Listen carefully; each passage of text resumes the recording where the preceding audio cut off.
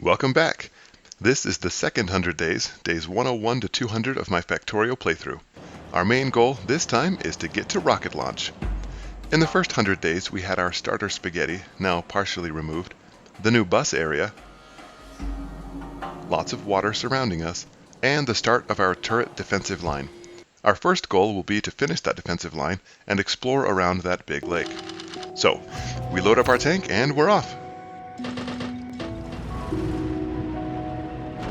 Oops, I hate driving tanks anywhere near my base. Okay, we're off for real. We laid down a row of turrets on the western side of our base. This time I cut the game audio when I sped up the video. I learned from last time. We clear any biters in the way.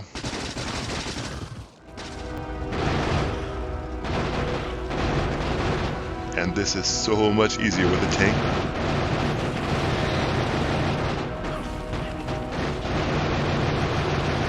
And explosive shells.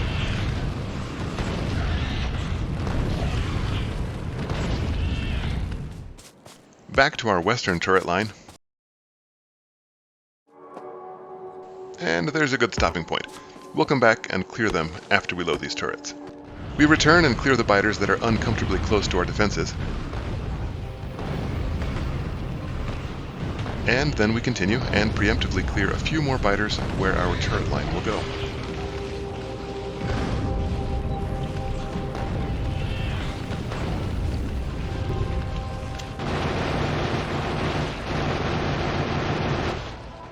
Okay, the left side of the defenses is complete. Next up, exploring that huge lower lake. We set up a radar and then head off the other way around the lake to see if we can map out the whole thing. No real purpose other than curiosity. In a display of true mastery of Factorio, I blow up my own turrets while prepping to fight the biters. We continue on our way and get to where we can see our path from the other side. But it doesn't connect just yet. We clear a few more biters, set up a radar,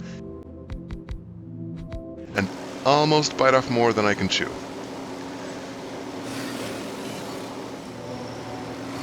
We bravely, or foolishly, soldier on, blasting past some of the bigger nests, and finally finish our mission.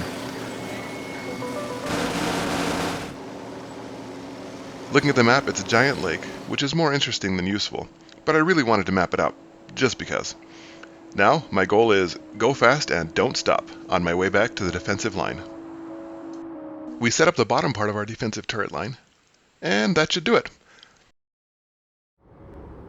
Between the water on the east and our turrets on the other sides, this should buy us enough time to get to rocket launch without any more nuisance or trouble from the biters. With our defenses beefed up and the exploration bug out of my system, on day 111 we return to our base where we finish upgrading our starter iron and copper mining setups.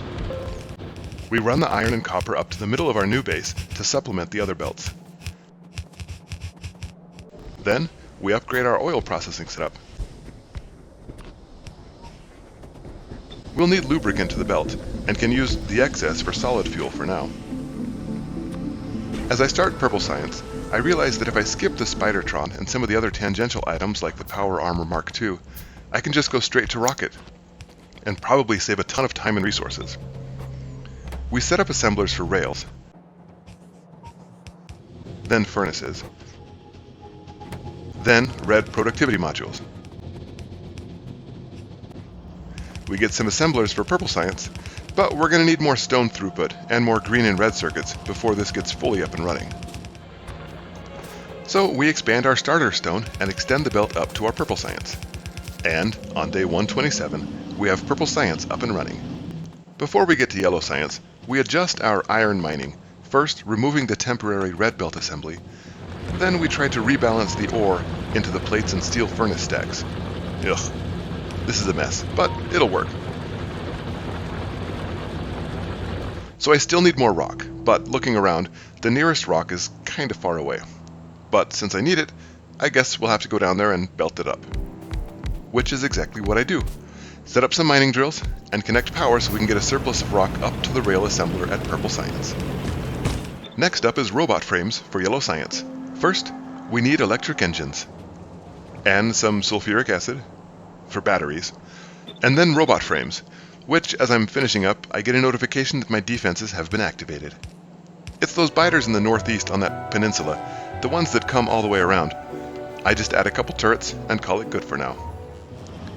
Now that I have robot frames automated, you know what that means. Finally, a personal roboport. There's really no excuse for me to have waited this long. I mean, this is day 137, and we're already moved on from blue and purple sciences. Looking at the tech tree, I see that I can jump straight to the rocket. I thought there might be some preliminary purple or yellow science techs I would need to research, but there's not. So I queue rocket research, just need to get yellow science automated. Next up, low density structures. I don't know if my belt can actually handle this many, but I guess I'm a bit of an optimist. Last item needed for yellow science is blue circuits. Again, not sure my belt can supply enough to keep all these assemblers busy, but rather too many than too few, for now. With all the prerequisites for yellow science ready, we bring it all together, and on day 144, we have yellow science up and running. Watching the steel come up the belt for the low density structures, we're going to need a whole lot more steel to get to rocket launch. We also need more copper plates for green circuits that go into the blue circuits. We remove the exhausted miners and add another row. Watching to see if this helps. Yes, the ore is reaching the last furnace. We then convert part of our starter iron patch into steel production since the demand for iron isn't high. Fingers crossed that's enough to get us through to launch. With all this new mining activity, our power supply is crapping out again at night. We add a bunch more solar panels and accumulators. And start tearing down our abandoned starter base while we wait for Rocket to finish researching. Finally, an excuse to use my bots. Early morning day 151 sees the completion of rocket research. Both the rocket silo and the landing pad will need cement, so I get that running in the background while I gather everything else I'll need. After gathering all the materials from around my base, I craft the rocket silo and landing pad. Next up, I'll need solar panels and accumulators for the satellite that goes into the rocket. I also grab some low-density structures from the belt. While we wait for rocket fuel to accumulate at my oil processing center, we place the rocket silo and the matching landing pad. We immediately get blue circuits and low-density structures to the rocket silo, but are hand-feeding rocket fuel for now. That's our current bottleneck. We drive up and grab rocket fuel to put into the rocket, and also see that solid fuel has slowed to a crawl.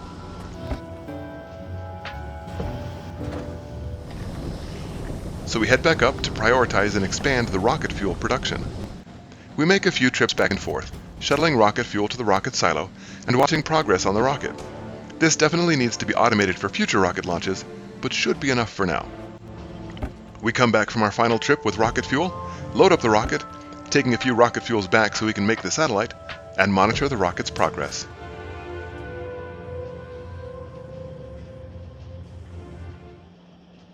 And wait for it, wait for it, wait for it. Ready for launch.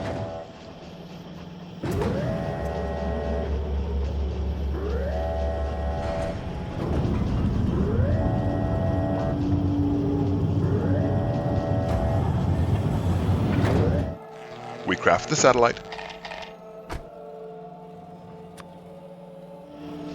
load the rocket, and launch.